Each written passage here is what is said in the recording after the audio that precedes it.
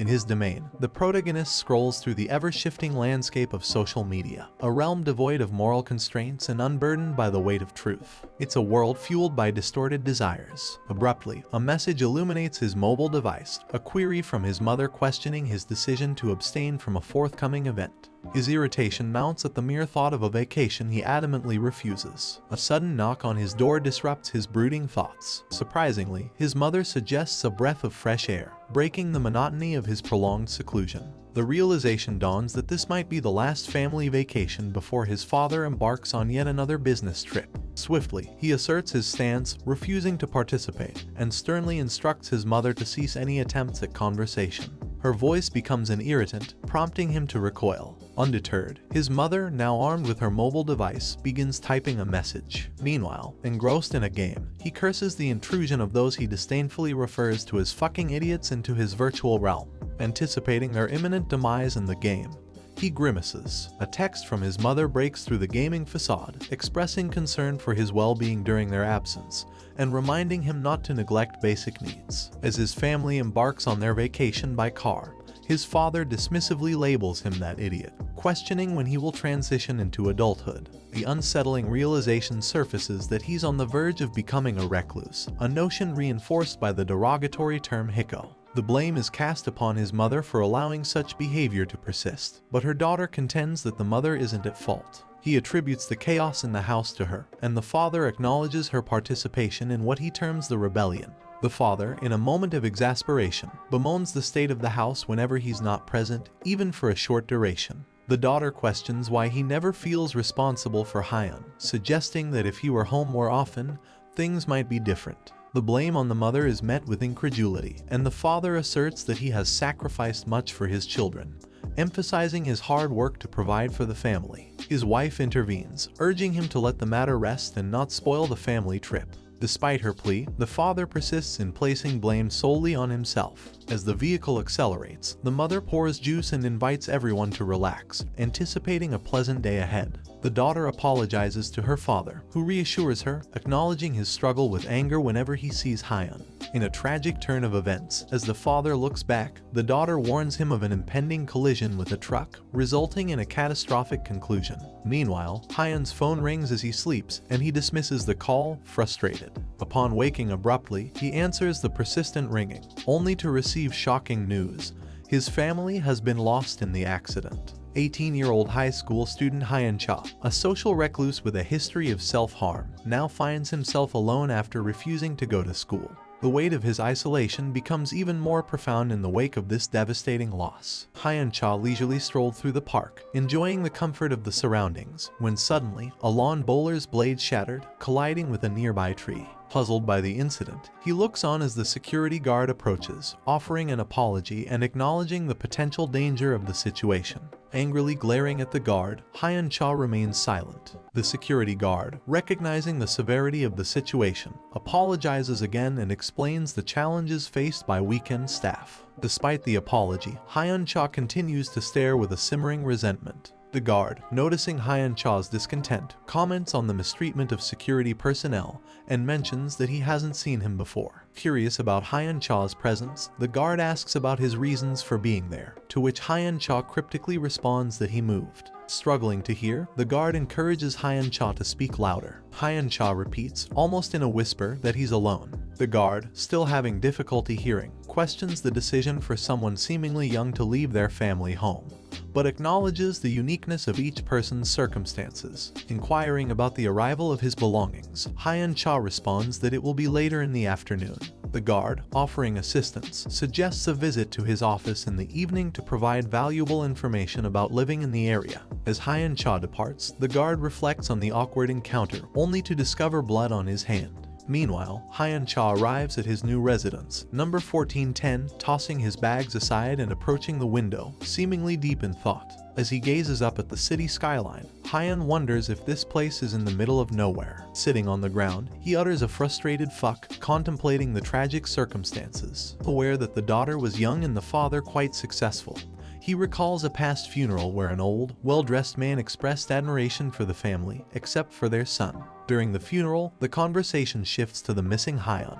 One woman mentions attempting to call him without success. The old man expresses frustration, noting the perpetual concern his parents had for him. Abruptly and nonchalantly, Hyun enters the funeral, drawing disapproving glances. Amid the solemn occasion, he drops bank cards with just $20,000 and 3 accounts, exclaiming his disbelief at how he could survive on such meager resources. In a fit of rage, Hyun condemns the incompetence of those present, leading the family to demand his removal. They grab him, tear off his clothes, and throw him outside. Simultaneously, a future version of himself observes the scene, referring to him as a dumbass. Reflecting on the cost of daily living, Hyun contemplates selling the house and moving somewhere cheaper. The prospect of such a drastic change weighs heavily on him. As sunlight illuminates his thoughts, he contemplates suicide, accessing the calendar on his mobile phone and marking the 25th as the date for this ominous decision. The despair and financial struggle seem to converge in his troubled mind. Outside, noises disrupt Hyun Cha's attempt to configure his computer. Frustrated, he exclaims and tosses his phone to the ground, contemplating how he'll survive the day without the internet. As he opens a box containing his computer and starts the configuration, lying on the ground, he notices an upside-down spider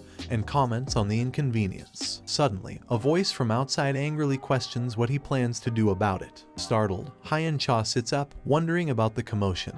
Just then, the doorbell rings, and it's the security guard. Hyun Cha, opening the door, greets him, recalling the earlier invitation to visit the office. The security guard explains that he wanted to inform Hyun about a construction company facing legal issues due to improper maintenance. He advises Hyun not to sign any agreements if approached. Hyun Cha, uninterested, assures the guard that he won't sign anything. The guard acknowledges this response, stating that it's probably for the best, and leaves. The encounter leaves Hyun with a sense of detachment and disinterest in the affairs of the building. Admitting to feeling a bit weary, Hyun Cha requests to be left alone. The security guard complies, leaving him with a drink as a welcome gift before departing. Hyun Cha, however, senses that something feels off about the situation. Suddenly, a stunning woman emerges from the house, speaking on the phone about an audition. She reassures her mother that if this audition doesn't work out, it will be her final attempt, urging her to have faith. The woman looks at Hyun Cha, wondering if he is starving, and walks away. Hyun Cha, nervously contemplating if she is an actress who underwent plastic surgery, occasionally reflects on how different his life might be if he hadn't offered his hand. In the middle of the night, Hyun wakes up, choosing not to dwell on unpleasant memories. He watches TV until fatigue sets in. Suddenly, he hears the clacking of a girl's heels and wonders if it's the girl next door. As he stands up, he muses about the thin walls and moves closer to eavesdrop. He overhears the girl interacting with her cat and envying its pampered life, questioning if she owns a cat. The girl mentions she's going to take a shower, leaving Hyun unsure of what to do next. He intentionally thinks about her bathing but suppresses those thoughts. Blushing, he wonders why there's a pretty girl next door who aspires to be famous, finding a silver lining in his current situation. Suddenly, a loud sound from above interrupts his thoughts, and he questions if it's a bass guitar being played loudly. Discontented, he concludes that this place sucks. Having moved to this place just a week ago, Hyun Cha reflects on a week of consuming fast food, which may be the cause of his current discomfort. However, he dismisses the physical discomfort, as longevity isn't a priority for him. Engaged in a video game, he observes another player who seems to have been sitting there for days, raising concerns about their well-being. As the game unfolds, it becomes apparent that one of the players, a guy, is experiencing nosebleeds daily and hearing disturbing voices instructing him to kill his parents. Hyun Cha, frustrated, labels them as fucking losers. The intrusive guitar music from above adds to his irritation, prompting him to call the security office, only to find no one answering. Angered by the lack of response, he decides he's had enough. Meanwhile, on the building's roof, a burly man struggles to open a locked door. The young girl informs him of the building being smoke-free and criticizes him, labeling him as Mr. Mobster for leaving cigarette butts. The man, defensively, claims he's not a thug but a good fella. The girl sarcastically responds to his self-identification and instructs him to use the designated smoking area on the roof. The man, realizing the locked door, angrily explains his inability to go up, even if he wanted to. In an unexpected turn of events, the girl questions why the door is locked on the roof. The burly man, defensive, asks what she's doing there and notices a lighter in her hands. Accusing her of being underage, he angrily labels her a brat for lecturing about tobacco use. In response, the girl runs off, screaming for him to mind his own business. The man threatens to tell his brother but is interrupted when the girl offers him a burger and apologizes. Meanwhile, Hyun-cha contemplates his past, remembering a time when his father urgently called for him.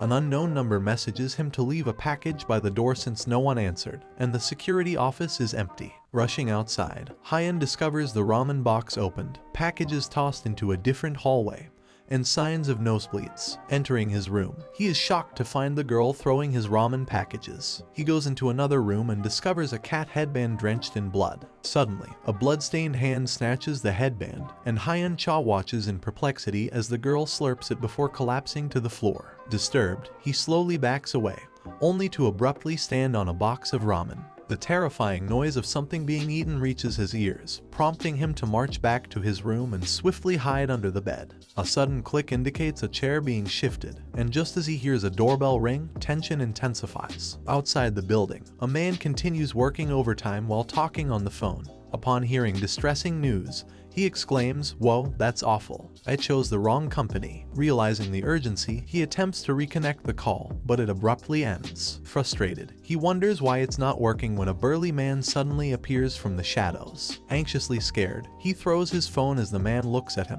The telephone rings persistently, and despite apologies, the calls cannot be completed. The man's injured body is removed from the area, leaving blood at the scene. Meanwhile, Hyun-cha contemplates the bizarre occurrence, questioning if he's perceiving things. He wonders if it's a monster rather than a human, shuddering at the thought and pondering why the supposed monster can't ring a doorbell. Suddenly, a voice from outside requests assistance, stating that someone broke into her place, and her cat is missing.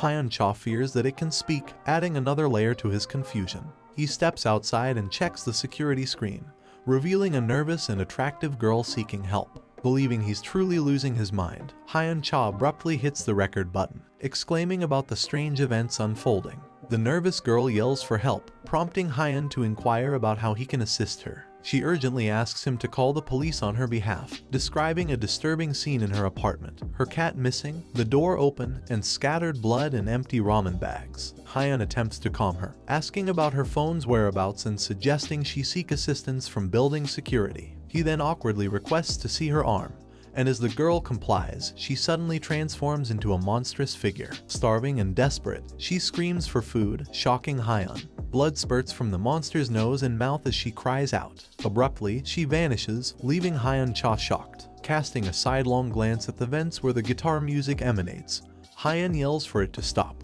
He snatches a vacuum cleaner, rushes outside, and discovers nothing. He spots movement near the steps, yelling for the psycho bitch to come back. Suddenly, he sees something at the entrance, gripping the vacuum cleaner tightly as someone steps into view, sending chills down his spine. The footsteps persist, only to abruptly stop, leaving an eerie silence.